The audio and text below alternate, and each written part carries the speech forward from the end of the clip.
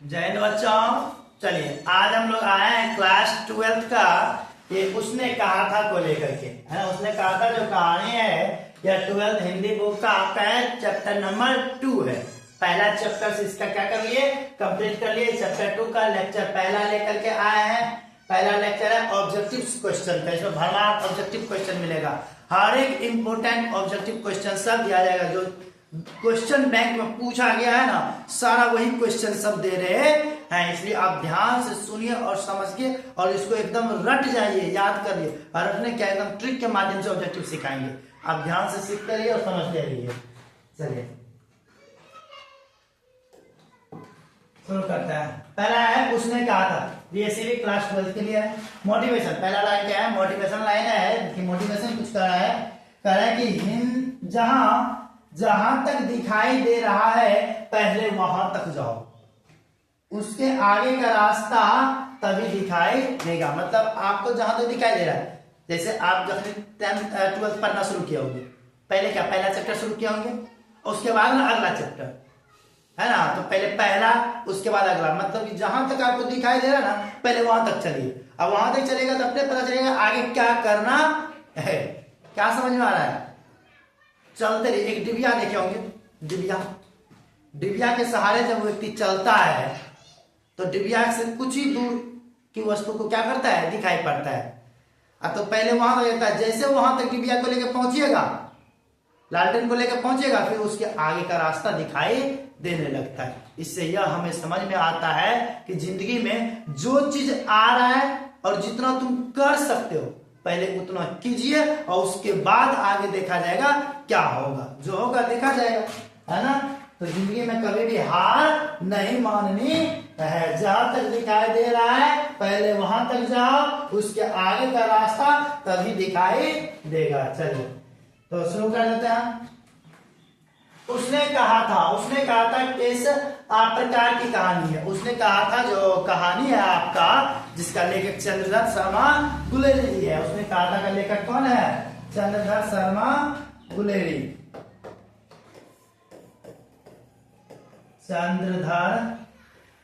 चंद्रधर शर्मा गुलेरी, चंद्र शर्मा गुलेरी। ये जो है कहानी क्या है, धर्म प्रधान है, चरित्र प्रधान है, भाव प्रधान है, कर्म प्रधान है। जब इस कहानी को पढ़िएगा ना, इसमें एकदम भाव की बात होती है, अंदर भावना है ना। तो धर्म प्रधान या नहीं है, ना ही चरित्र प्रधान है या भाव प्रधान है। ऑप्शन नंबर इसका क्या हो जाएंगे, सही ऑप्शन डी होंगे आपका, है ना। भाव प्रधान है यह कहानी। कैसा है, भाव प्रधान।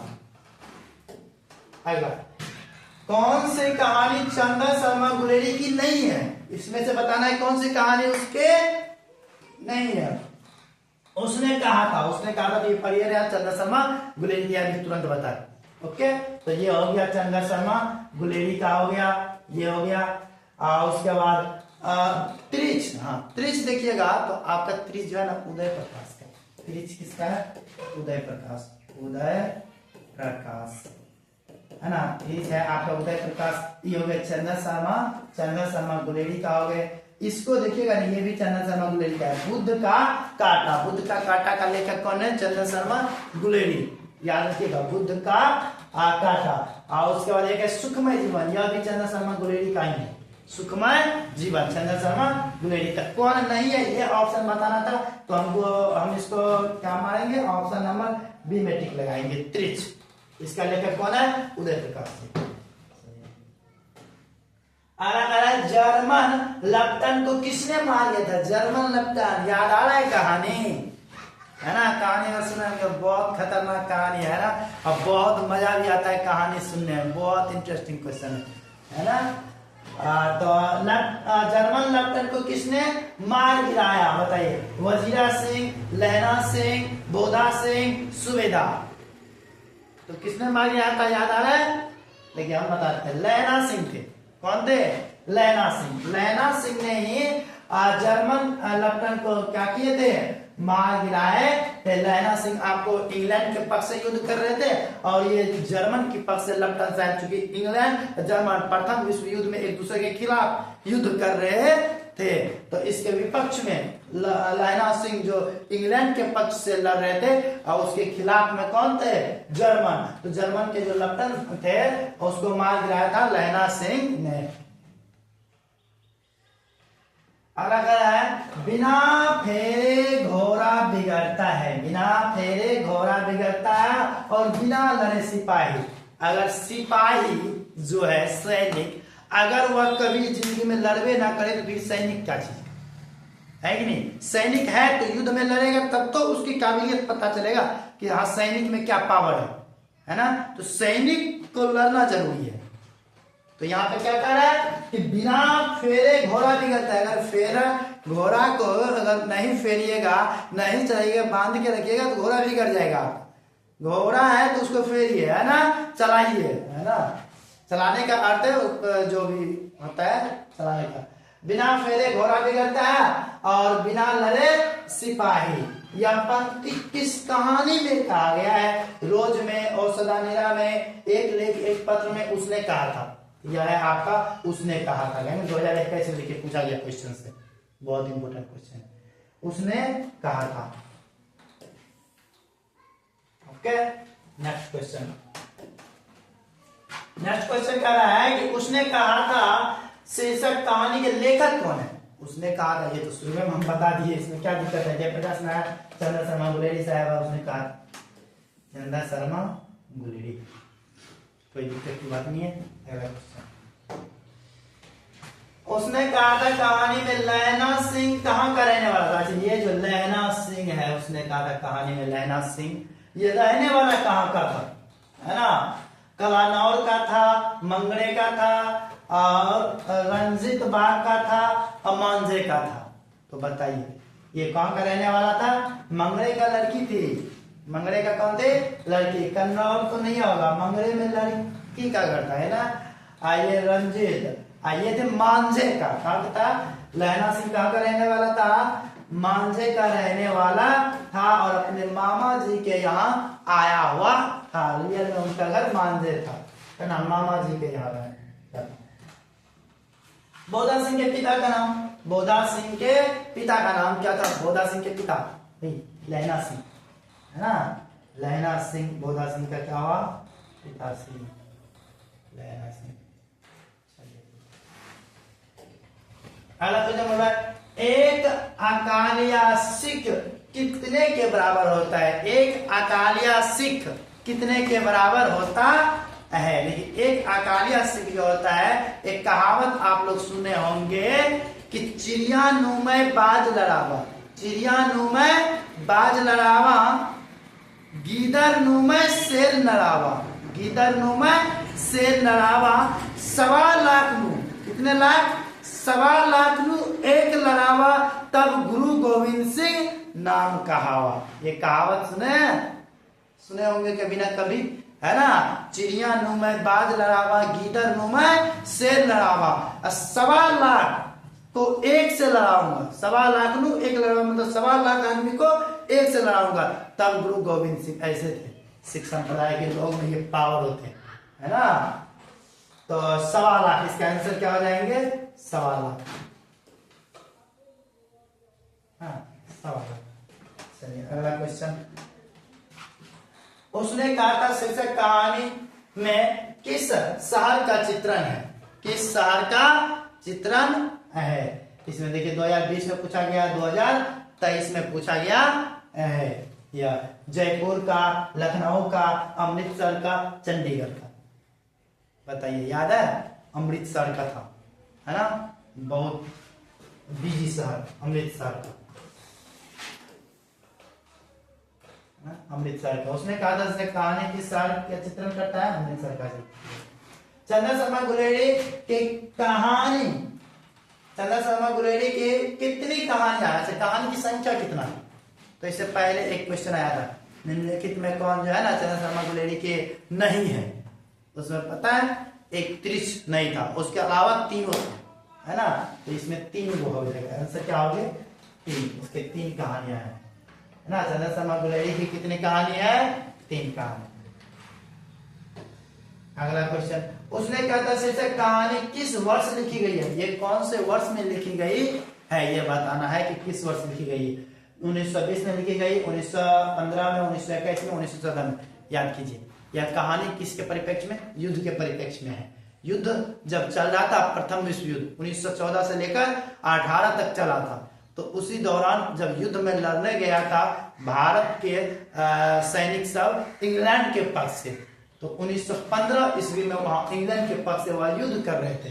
तो 1915 ईस्वी में आ गया ना, इसको लिखी गई थी 1915। याद रखिएगा, आंसर क्या होगा 1915। 14 में तो युद्ध शुरू ही हुआ था, है ना, 15 में लिखा गया था। अगला क्वेश्चन है, लहना सिंह किस देश की ओर से युद्ध कर रहा था। लहना सिंह किस देश की ओर से युद्ध कर रहा था, अभी तुरंत हम बोले, क्या बोले थे कि भारत के थे। लहना सिंह कहाँ के थे, भारत के, लेकिन लड़ने गए थे किसके पक्ष से, इंग्लैंड के पक्ष से। कारण क्या थे, उस समय हम लोग गुलाम थे, है ना, हमारा देश उस समय क्या थे, गुलाम थे। 1914 ईस्वी में प्रथम विश्व युद्ध में, है ना, देश आजाद कब हुए, 15 अगस्त 1947 को। उससे पहले देश क्या थे, इंग्लैंड के अधीन काम कर रहे थे, है ना। तो जो भारत के सैनिक सब थे वह सब इंग्लैंड के पक्ष से युद्ध कर रहे थे, तो इंग्लैंड इसका आंसर हो जाएंगे ऑप्शन नंबर ए।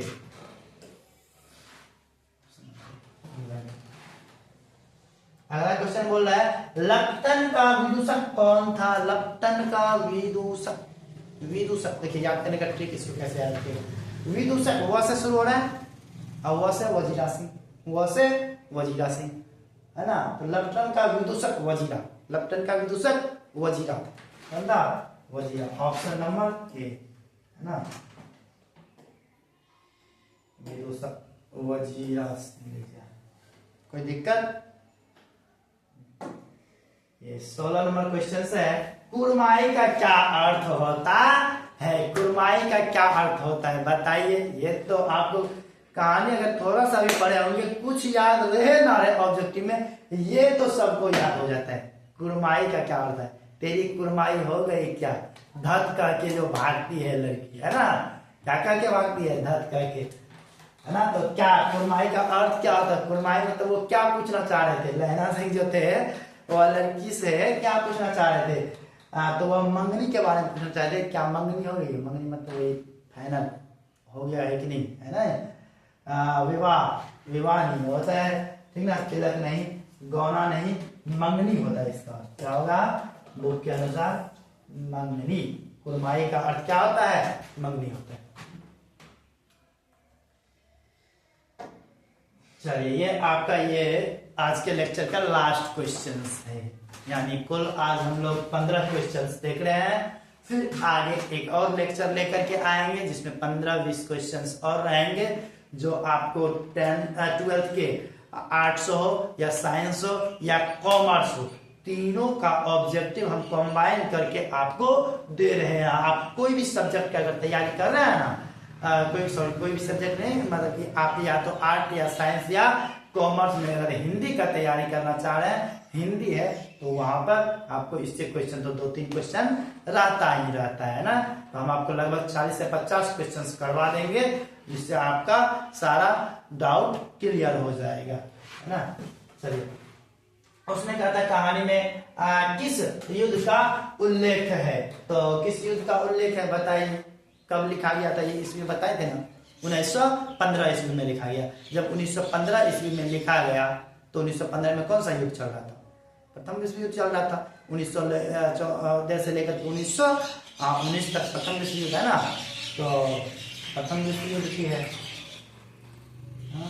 इस युद्ध का उल्लेख करता है प्रथम विश्व युद्ध का, है ना। तो चलिए, आज ये क्वेश्चंस क्या हो गए, कुल 15 क्वेश्चंस खत्म हो गए। अगर आपको ये सही से समझ में आया है तो आप अपने मित्रों को शेयर कीजिए। अगर आपको कहीं त्रुटि लग रहा है, कोई दिक्कत लग रहा है, तो आप हमको कमेंट करके बताइए। अगर चाहते इसमें कोई और अपडेट लाने के लिए कि सर इस तरह से इस चीज को बताया जाए, इस तरह से समझाया जाए, तो उस पर भी आप कमेंट कर सकते हैं। हम और अपडेट वर्जन लेकर के आएंगे, जिससे कि आपको और अच्छा से समझ में आ जाएगा। फिलहाल के लिए आपको यह वीडियो देखने के लिए बहुत बहुत धन्यवाद।